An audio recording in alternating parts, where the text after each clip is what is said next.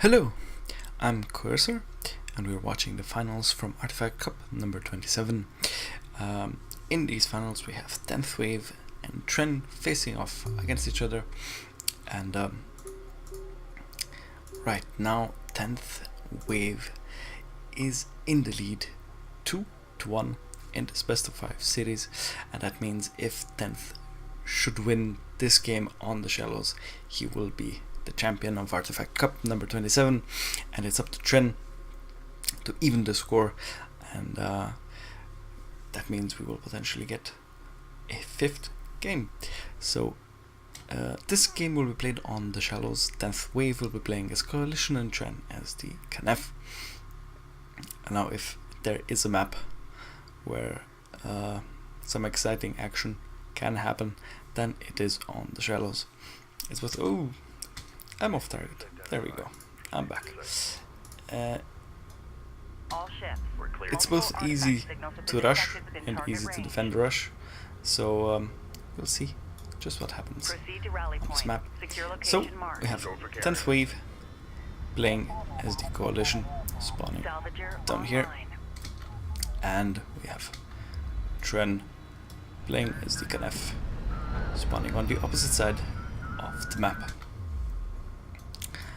Both players are just getting up their early economies, and once again, both players decide to keep their base runners.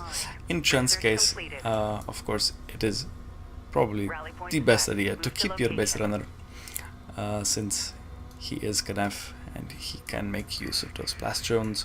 And as a Coalition player, if you keep your base runner, you of course have the option to deploy turrets on the map. And TenthWave has been using those turrets to great effect so far, both in the tournament and in these finals. So we'll see what happens when these two base runners encounter each other in the middle of the map. Now, when I said it's easy to defend the rushes, what I meant was that there's basically just one entrance to each player's main base, and that means that your main resourcing operation is usually fairly safe and easy to defend. And 10th is maneuvering around his base runner while Tren is building a blast drone, and I'm thinking that Tren knows that 10th will try and place a turret somewhere, and since that base runner is right in his face, he was preemptively building a blast drone, and as soon as that turret pops out and before it can deploy fully, Tren moves in the blast drone and takes out the turret post. That was a very good trade. The turret post costs 250 construction units and the blast drone 150, so Tren is already edging ahead a bit. Let's see what technologies 10th has thus far acquired. He does have the LAV tech, of course, and it looks like he has researched AV technology, and both players pick up an artifact with their base runners, and Tren is moving out with 2 production cruisers. So once again we will see a 2 production cruiser build. Tren is currently building sand skimmers from those production cruisers, but I am once again expecting Tren to start building railguns from those production cruisers, and it looks like 10th is being a bit greedy. He is long distance mining from this location, but he is also building a support cruiser, and right now he has no clue that these Canef production cruisers are slowly rumbling across the map towards his location, and this could potentially spell disaster for 10th in this game. Now those 2 sand skimmers getting some good damage in. Tren positioned them ahead of the base runner and on top of the slope, so they got the high ground advantage.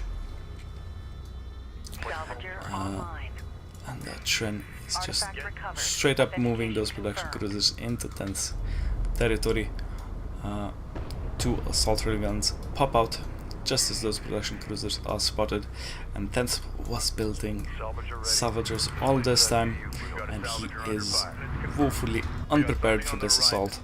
Now if that base runner would have placed a turret anywhere here, for example up on one of these ledges, that could have helped 10th immensely here.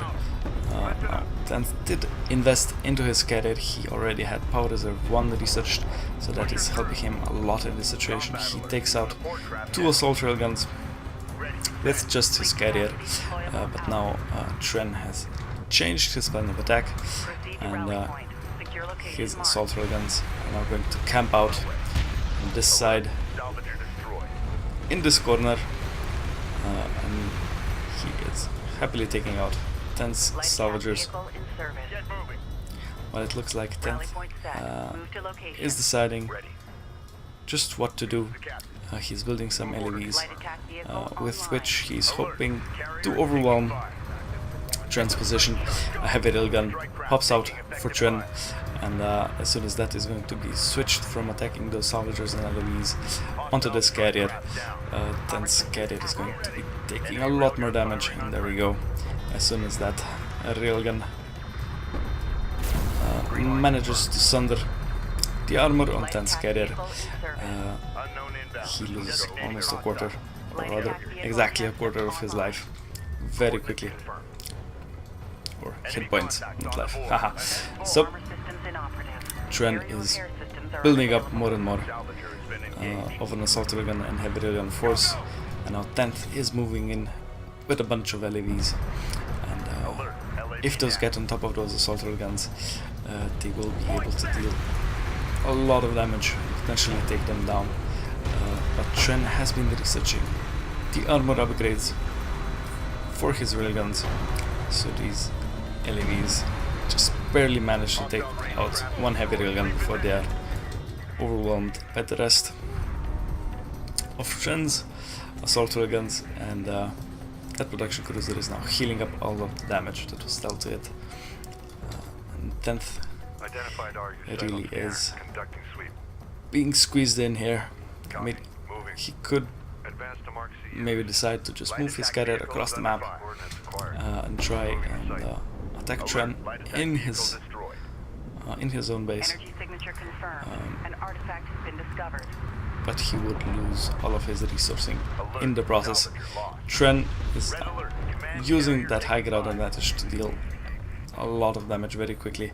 He is taking down those salvagers, so 10th doesn't get an economic advantage, and Tren quite cleverly placing heavy railguns up on this ledge, and these heavy railguns, as soon as they start hitting that carrier, will support these assault railguns quite nicely. All of these railguns have the high ground advantage, so they are more accurate and they deal more damage, while 10th is desperately trying to get more power into his carrier, but this kind of firepower is simply overwhelming. Even if he has that much power in armor, weapons and range, that just won't be enough to overwhelm a force like that.